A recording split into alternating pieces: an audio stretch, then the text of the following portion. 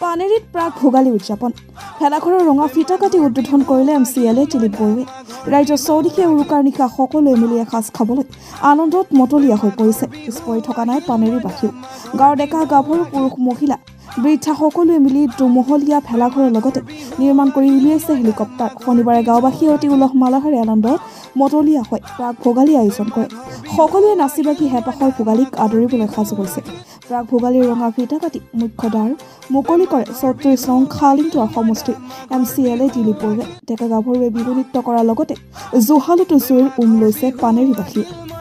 আগদিনা আমি ইয়াত গোটেইবিলাকে লগ হৈ যিটো আনন্দ উপভোগ কৰিছোঁ সঁচাকৈ আমি মানে গৌৰৱান্বিত আৰু কি ক'ম আজি ইমান দিনৰ মূৰত মোটামুটি তেওঁলোকৰ কিমান ১৫-২০ দিনৰ মূৰত আজি তেওঁলোকে এটা এনেকুৱা ছাকচেছফুল কাম কৰি বাটৰুৱাক ৰৈ যাব লগা অৱস্থা কৰিছে যে ৰৈ ফটো ল'বলগীয়া অৱস্থা কৰিছে মোৰ ভাল লাগিছে ল'ৰাবিলাকৰ যে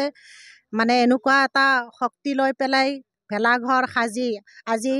10জন বা 20জন মানুহ ইয়াত কঢ়িয়াই আনিব পাৰিছে তাক লৈ মই গৌৰৱান্বিত কৰিছোঁ আৰু ল'ৰাবিলাকক আগলৈ আশীৰ্বাদ কৰিছোঁ যাতে ইয়াতকৈ তেওঁলোকে আগলৈ আৰু উন্নত কাম কৰি আমাৰ সুস্থ সবল সমাজ এখন গঢ়ি তোলাত সহায় কৰে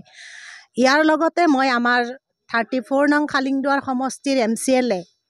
শ্ৰীযুত দিলীপ বড়ো ডাঙৰীয়াক মই ধন্যবাদ জনাইছোঁ তেখেতে আহি ল'ৰাসকলক আজি মানে ইয়াত মানে যিটো বা যিখিনি পৰামৰ্শ দি গ'ল খুবেই ভাল লাগিল আৰু আমিও গৌৰৱ কৰিছোঁ যে আজি ল'ৰাকেইজনৰ কাৰণে 10জন বা 12জন ল'ৰাৰ কাৰণে এজন MCLA আহি তেওঁলোকক আশীৰ্বাদ কৰি গৈছে এইটো আমাৰ বাবে ডাঙৰ কথা সৌভাগ্যৰ কথা আৰু আজি ইমান বছৰ পাৰে হ'ল এনেকুৱা গৌৰৱ হয়তো কোনো কঢ়িয়াই আগলৈ মানে আগত অনা নাছিলে আৰু আগলৈ যাতে ইয়াতকৈও ভাল গৌৰৱ কঢ়িয়াই আনিব পাৰে এই ল'ৰাবিলাকৰ মানে ভৱিষ্যত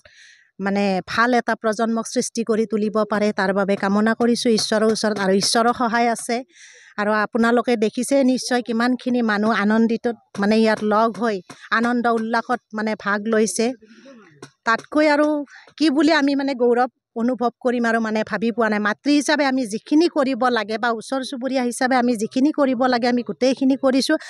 তাতকৈ আটাইতকৈ মানে ভাল লগা কথা হৈছে আমাৰ যিটো পৰম্পৰা সেই পৰম্পৰাটো আমাৰ হিন্দু মুছলিম মানে কোনো জাতিভেদ প্ৰথা নাৰাখি মানে সকলোৱে সহযোগ কৰি আগবাঢ়ি আহিছে যে সকলোৱে নৃত্য কৰিছে ইয়াত আমি হিন্দু মুছলিম সকলোৱে মানে আগভাগ লৈছোঁ গতিকে এইখিনি কৈ পেলাই মোৰ আৰু বেছি ক'ব উৰুকাত মানে হাঁহ মাংসটো আমাৰ মানে একদম লগাই এইটো হাঁহৰ মাংস ছাগলী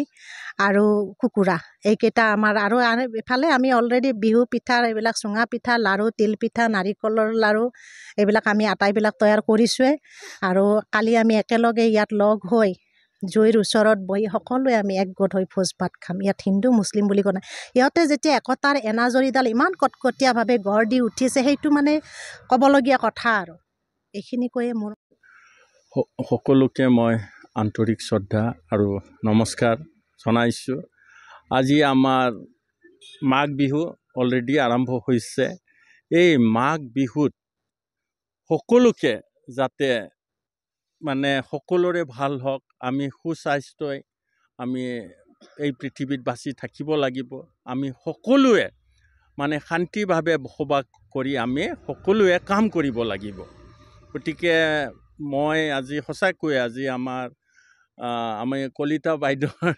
নেতৃত্বত আজি যি মানে আজি আমি সেইটো কি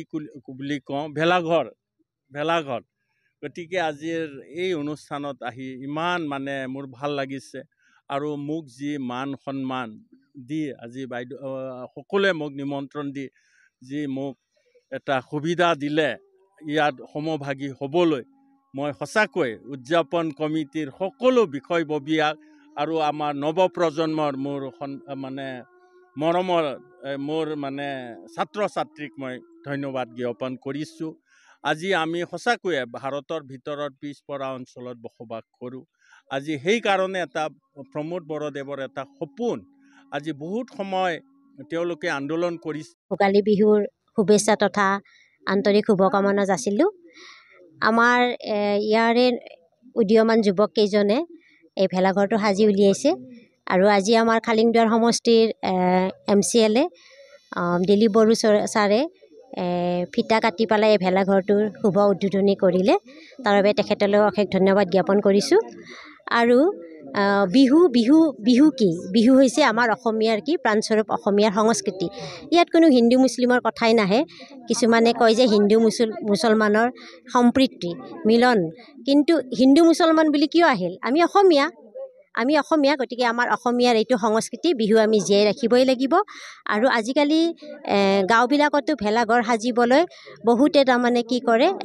এইবিলাক কষ্ট নকৰা হৈ গৈছে। লাহে লাহে এইবিলাক লুপ্তপ্ৰায় অৱস্থা হৈ গৈছে। গতিকে আমাৰ যে ইয়াৰে যে এই ল'ৰাকেইজনে যে এইখিনি কষ্ট কৰি উলিয়াইছে, তেওঁলোকৰ এই কষ্টক, তেওঁলোকৰ এনেকুৱা ধৰণৰ কষ্টক অতি মৰমেৰে আদৰিছোঁ আৰু আগলৈকো এনেকুৱা ধৰণৰ ভাল কামবিলাক কৰি যাওক, তাৰ বাবে তেওঁলোকক আশীৰ্বাদ কৰিলোঁ, লগতে শুভকামনা যাচিলোঁ। ধন্যবাদ।